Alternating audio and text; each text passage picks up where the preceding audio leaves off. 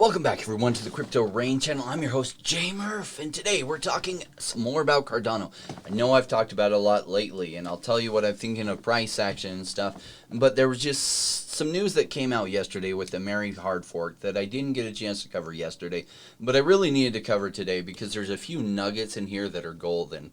And so, why don't we get this party started?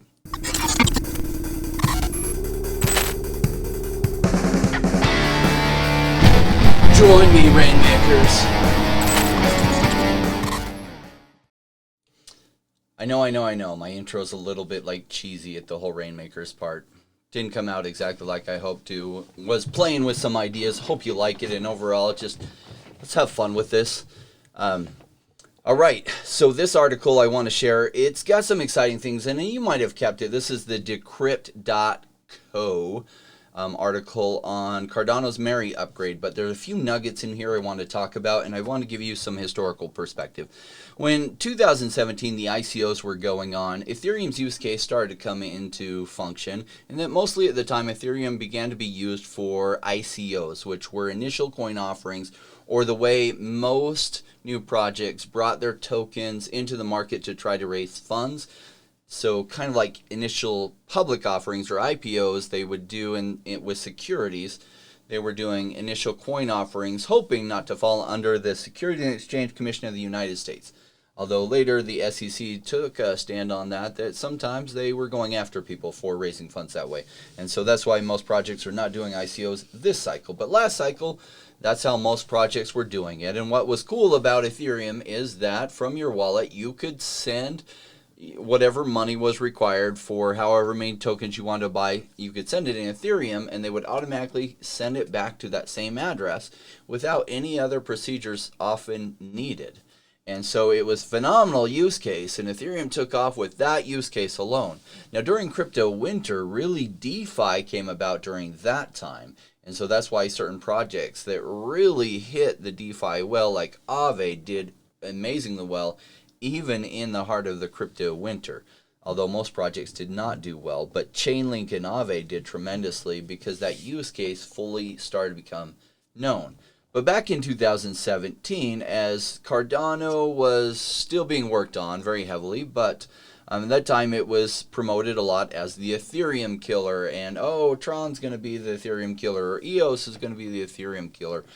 And really, Tron has kind of really fizzled, and I don't even know. I guess they're still alive, but we don't hear anything on Tron. Or EOS, there's some signs of life there. Maybe it sticks around, but they really haven't nailed it. When I read this article, I was like, well, I've been under the belief, and I still somewhat am, that the Ethereum's going to be around for a long time. They were really the first to hit the market with that kind of product, and they've actually hit some investment fund level that investment funds are saying that they're kind of a store of value too, and so they're getting a lot of people buying it as a store of value for the long term, which is interesting. And so maybe they have reached that point. So a lot of consensus has been the last, I guess, year and a half that Ethereum's around to stay, and that maybe some of these projects will improve on it and they'll cut into the market share some, but they'll have to really develop their own niche because Ethereum owns this niche. Boy, with what was released with Mary, and I had heard some rumblings about what was coming out with Mary, but I just wanted to show a few key things from this article that really hit me as I was reading it. So you probably know that Mary, the hard fork Mary, was named after Frankenstein's author, who was Mary Shelley, which Shelley was one of the previous upgrades to Cardano. Listen to this. It means that for the first time, users will be able to create their own unique tokens, including NFTs, and transact directly with these on the Cardano blockchain or platform. Mary's main purpose is to transform Cardano into a multi-asset network similar to Ethereum, but with some advantages. According to IOHK, the protocol's users can transact with tokens, but without the need for smart contracts. This means sending a token on Cardano won't be more expensive than sending its native token ADA, unlike Ethereum. Interesting, huh? Now, it goes on to how Cardano is now the number 3 protocol after Bitcoin and Ethereum. And we know that. Of course, it was always going to pass up Tether as the bull market was really getting going. What's interesting, I wanted to make a few other points on this. You know, its price has surged, and it's probably... They say buy the news, sell the event, essentially. So Mary's hard fork came out, and you see the price is just kind of retraced. And probably it will trade sideways and retrace for a while, just because, like we talk about the rubber band all the time, that rubber band, in order to keep going, it needs to be pulled back some more, and maybe some news comes out. But even with this news that was released yesterday, you notice the price isn't continuing up, and I expect there's got to be some sideways action and even a retracement for a while, which is really when it creates the better buying opportunities, right? So I did want to show you some other things that came out with this. New use cases will open for developers who will be able to create custom payment tokens for Web3 applications, stablecoins pegged to other currencies, and NFTs, a $250 billion market, which is rapidly gaining mainstream interest. I don't know if you participated in Ethereum's NFTs, and there's a lot of different platforms, but one of them is Rarible, where Rarible you can buy and sell. And I actually created some NFTs on the Ethereum network back when Ethereum fees were way less. And these are some of the ones I commissioned an artist to do these, and Ada's been one of my favorites, so I had this done. I actually spoke with Crypto Crow and had his permission to do these, and half would go to charity, and 10% would go to actually the Shriners, which is a charity that his wife is super passionate about. He was a nice guy. We spoke through Twitter and worked this out. And some other Satoshi ones I had designed as I was playing around with it. But then Ethereum fees got ridiculous, and Ethereum went way up. Back then, Ethereum was like $200, and now Ethereum is like crazy higher. But the fees got ridiculous that Rarible became kind of obsolete, because when you got to buy a $5 NFT and pay $15 transaction fee, then it no longer makes sense, right? And so apps like Rarible, they took off for a while, and then, they're totally struggling because they're not built on something like Cardano. Imagine if that transaction fee was like 0.002 cents. And so I know NFTs have been all the hype lately, and I love collectibles. I always have since I was a kid. I love things that go up in value over time. And I want to do some full videos on NFTs, and just know that so much is being thrown out, because one of the things that make collectibles, there's two principles that need to be there for collectibles to go up in value, and one is scarcity and the other one is desirability. So there's so much coming out, but truthfully, which of those will be worth anything in 20 years? Only some of them. And it has to do with likability. I mean, really, in 20 years, will people be highly desiring owning that? Because anymore, it's going to become so cheap to create NFTs. So is the desirability there? And also, secondly, is there a scarcity? So those are the big things. We'll talk about NFTs some. It's hard to tell what's going to be worth a lot down the road. There's some big licenses and other things, so those will make sense. But where I imagine a lot of this production is going to go, especially now that NFTs are capable, after the Mary hard fork on Cardano, is Cardano, because those fees are ridiculous. I actually tried to make a purchase or put in a buy order on Rarible today, and my transaction got denied 4 different times after paying a gas fee. So like $10 gas fee every time, only to have it not go through, and I just gave up. Rarible, get your crap together, will you? All right, so $40, it was absolutely ridiculous. I just wanted that NFT because I felt like they had a good enough thing. Oh well. So back to Cardano. I wanted to point out one or two other things that are really, really funny. Right here. Okay. However, while Cardano is fast gaining traction, its market cap of $40 billion is still small compared to Ethereum's $175 billion. Do you realize it is now just a 4x away from Ethereum's market cap? Like, that's a big deal. Now, is it going to jump straight there? I doubt it. Ethereum's actually had a pullback, and its rubber band is being pulled back. So I wouldn't be surprised to see Ethereum gain traction against Cardano, because Cardano's just had an amazing run that never lasts for forever. Maybe some news comes out that goes absolutely ballistic. I think this is big news, but that rubber band is losing momentum like this, and that's just how it happens.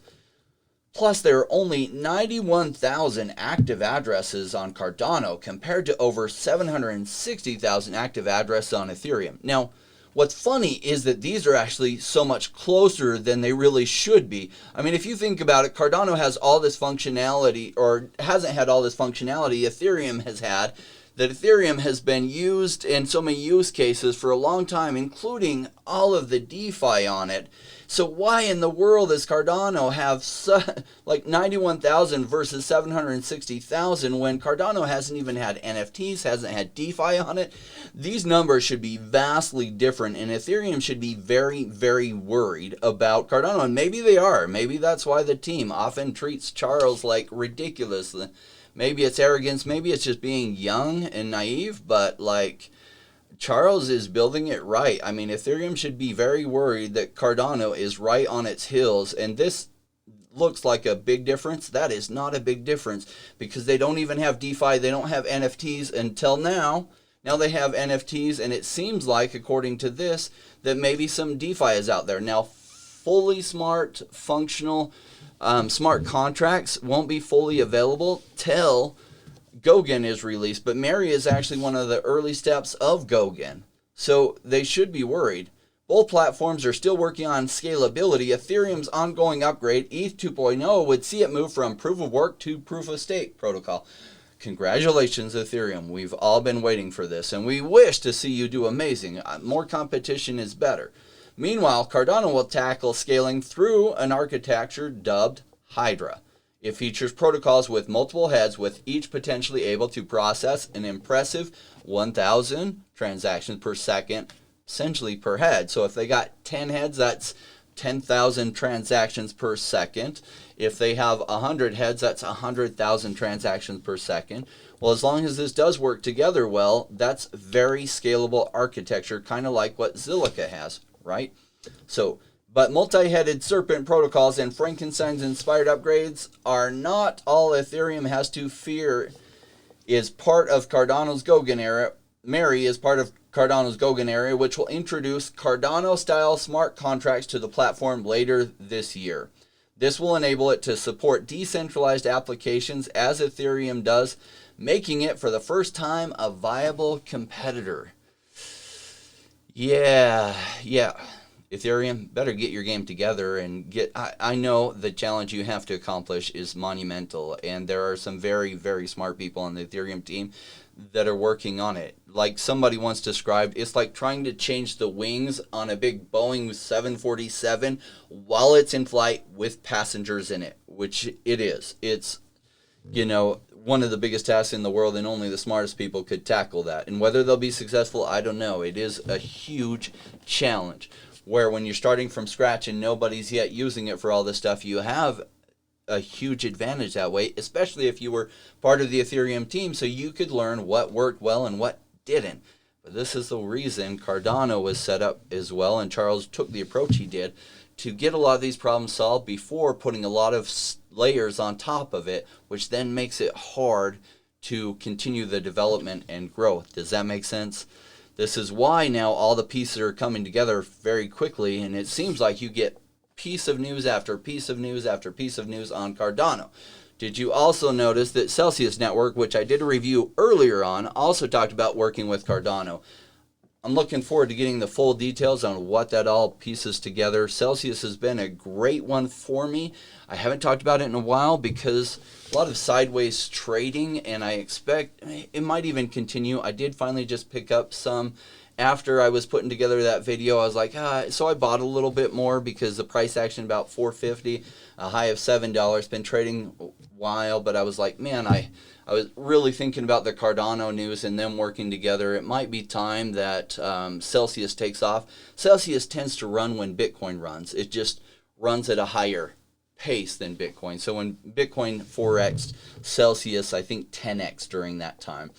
And so there's a lot of tokenomics behind why it tends to run with Bitcoin versus like DeFi coins and other things. Even though it's kind of like a CeFi coin or DeFi competitor, it should run with them because of the way the tokenomics are. It tends to run when Bitcoin runs, which I expect Bitcoin will run sometime soon. And most of the altcoins, will trade sideways for a while and gain some momentum because they've had a really hot 2 months, and this doesn't continue forever. Now, I do think we're in the middle of crypto summer, and I don't know when it's going to end. Maybe Bitcoin might pull back or hit its peak. It might be September, it might be October, November, December. We don't have a lot to look at. We really can look at 2017, where some altcoins were there. We can look at 2013, gather some data for that as far as what Bitcoin might do. So we have 2017 and 2013 to look at and think, and make our best guesses. Altcoins, we really just have a little bit of 2017 to look at, but they didn't have a lot of their functionality out because Ethereum and XRP were really the only ones that had any kind of functionality out.